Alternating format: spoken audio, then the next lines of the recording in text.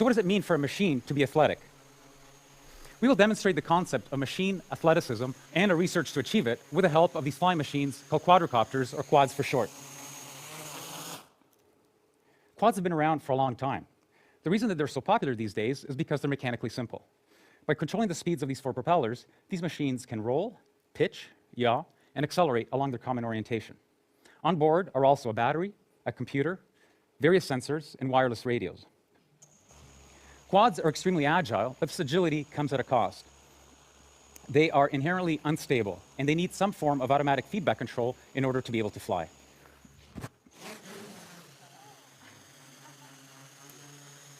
So, how did it just do that? Cameras on the ceiling and a laptop serve as an indoor global positioning system. It's used to locate objects in the space that have these reflective markers on them. This data is then sent to another laptop that is running estimation and control algorithms, which in turn sends commands to the quad, which is also running estimation and control algorithms. The bulk of our research is algorithms. It's the magic that brings these machines to life. So how does one design the algorithms that create a machine athlete? We use something broadly called model-based design. We first capture the physics with a mathematical model of how the machines behave. We then use a branch of mathematics called control theory to analyze these models and also to synthesize algorithms for controlling them. For example, that's how we can make the quad hover. We first capture the dynamics with a set of differential equations. We then manipulate these equations with the help of control theory to create algorithms that stabilize the quad. Let me demonstrate the strength of this approach. Suppose that we want this quad to not only hover, but to also balance this pole.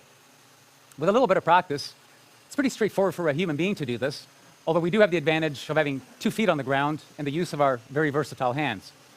It becomes a little bit more difficult when I only have 1 foot on the ground and when I don't use my hands. Notice how this pole has a reflective marker on top, which means that it can be located in the space.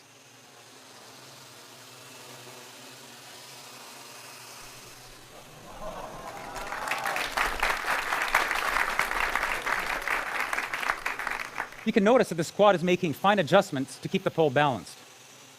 How do we design the algorithms to do this?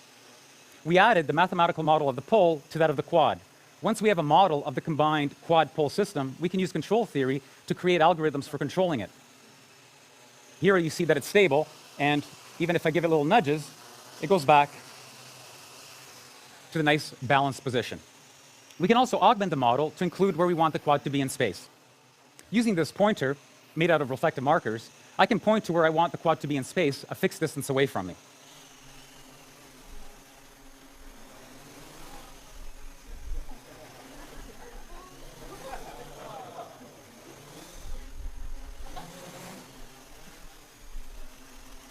The key to these acrobatic maneuvers is algorithms, designed with the help of mathematical models and control theory. Let's tell the quad to come back here and let the pole drop, and I will next demonstrate the importance of understanding physical models and the workings of the physical world.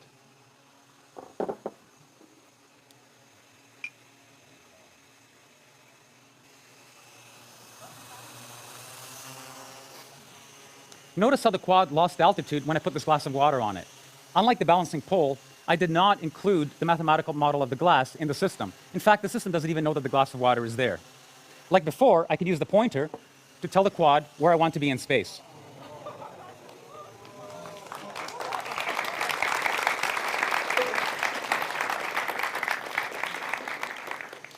Okay, you should be asking yourself, why doesn't the water fall out of the glass? 2 facts. The first is that gravity acts on all objects in the same way. The second is that the propellers are all pointing in the same direction of the glass, pointing up.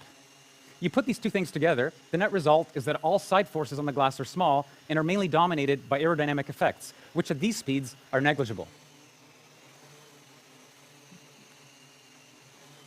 That's why you don't need to model the glass. It naturally doesn't spill, no matter what the quad does.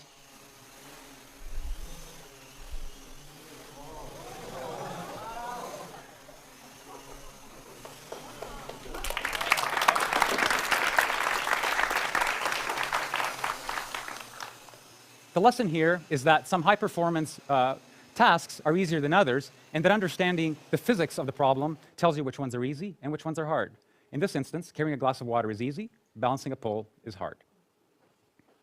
We've all heard stories of athletes performing feats while physically injured. Can a machine also perform with extreme physical damage?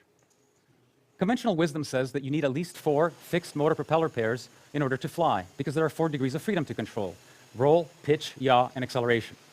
Hexacopters and octocopters with 6 and 8 propellers can provide redundancy, but quadcopters are much more popular because they have the minimum number of fixed motor propeller pairs, 4.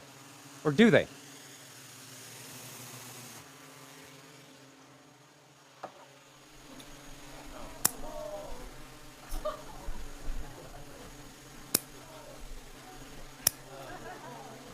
If we analyze the mathematical model of this machine with only 2 working propellers, we discover that there's an unconventional way to fly it.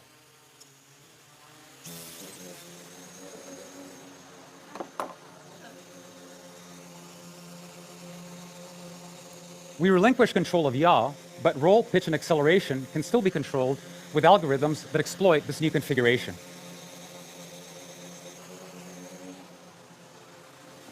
Mathematical models tell us exactly when and why this is possible.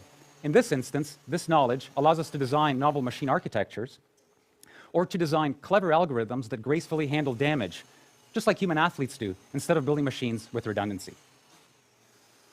We can't help but hold our breath when we watch a diver somersaulting into the water, or when a vaulter is twisting in the air, the ground fast approaching. Will the diver be able to pull off a rip entry? Will the vaulter stick the landing? Suppose we want this quad here to perform a triple flip and finish off at the exact same spot that it started. This maneuver is going to happen so quickly that we can't use position feedback to correct the motion during execution. There simply isn't enough time. Instead, what the quad can do is perform the maneuver blindly, observe how it finishes the maneuver, and then use that information to modify its behavior so that the next flip is better. Similar to the diver and the vaulter, it is only through repeated practice that the maneuver can be learned and executed to the highest standard.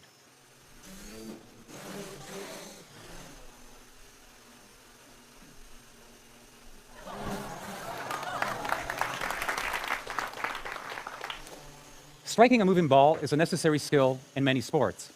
How do we make a machine do what an athlete does seemingly without effort?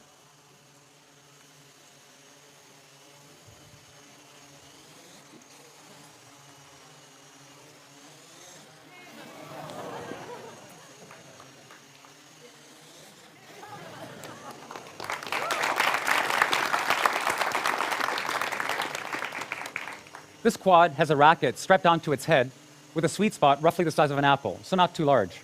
The following calculations are made every 20 milliseconds or 50 times per second. We first figure out where the ball is going. We then next calculate how the quad should hit the ball so that it flies to where it was thrown from. Third, a trajectory is planned that carries the quad from its current state to the impact point with the ball. Fourth, we only execute 20 milliseconds worth of that strategy. 20 milliseconds later, the whole process is repeated until the quad strikes the ball.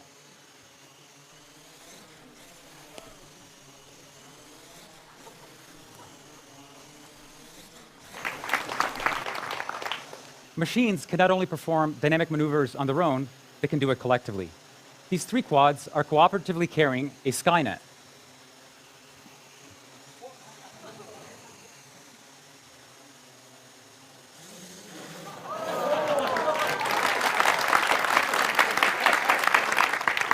They perform an extremely dynamic and collective maneuver to launch the ball back to me. Notice that at full extension, these quads are vertical.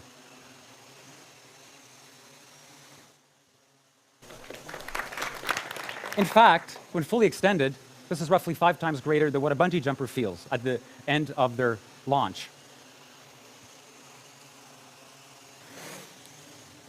The algorithms to do this are very similar to what the single quad used to hit the ball back to me. Mathematical models are used to continuously replan a cooperative strategy 50 times per second. Everything we have seen so far has been about the machines and their capabilities. What happens when we couple this machine athleticism with that of a human being? What I have in front of me is a commercial gesture sensor, mainly used in gaming. It can recognize what my various body parts are doing in real time. Similar to the pointer that I used earlier, we can use this as inputs to the system. We now have a natural way of interacting with the raw athleticism of these quads with my gestures.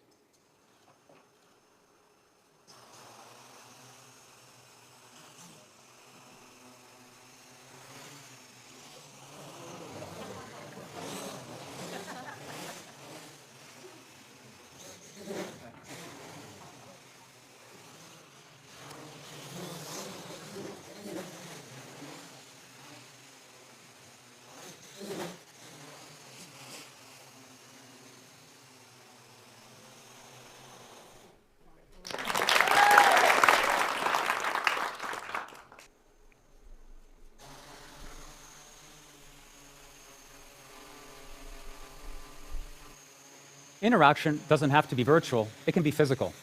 Take the squad, for example. It's trying to stay at a fixed point in space. If I try to move it out of the way, it fights me and moves back to where it wants to be. We can change this behavior, however. We can use mathematical models to estimate the force that I'm applying to the quad. Once we know this force, we can also change the laws of physics, as far as the quad is concerned, of course. Here the quad is behaving as if it were in a viscous fluid. We now have an intimate way of interacting with a machine. I will use this new capability to position this camera-carrying quad to the appropriate location for filming the remainder of this demonstration.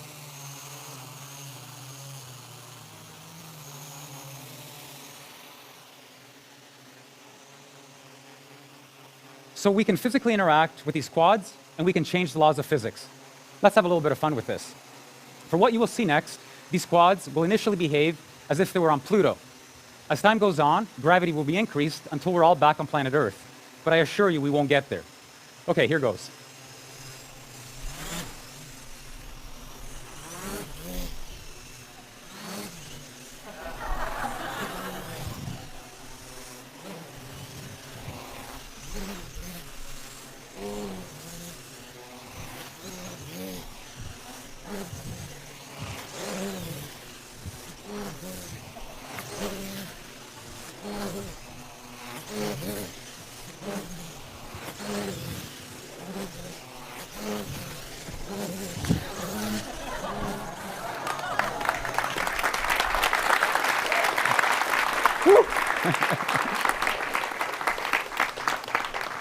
You're all thinking now, these guys are having way too much fun. And you're probably also asking yourself, why exactly are they building machine athletes? Some conjecture that the role of play in the animal kingdom is to hone skills and develop capabilities. Others think that it has more of a social role, that it's used to bind the group. Similarly, we use the analogy of sports and athleticism to create new algorithms for machines, to push them to their limits. What impact will this breed of machine have on our way of life? Like all our past creations and innovations, they may be used to improve the human condition, or they may be misused and abused. This is not a technical choice we are faced with, it's a social one. Let's make the right choice, the choice that brings out the best in the future of machines, just like athleticism and sports can bring out the best in us. Let me introduce you to the wizards behind the green curtain. They're the current members of the Fly Machina research team. Federico Gugliaro, Dario Brascianini, Marcus Henn, Sergei Lupushin, Mark Muller, and Robin Ritz. Look out for them, they're destined for great things. Thank you.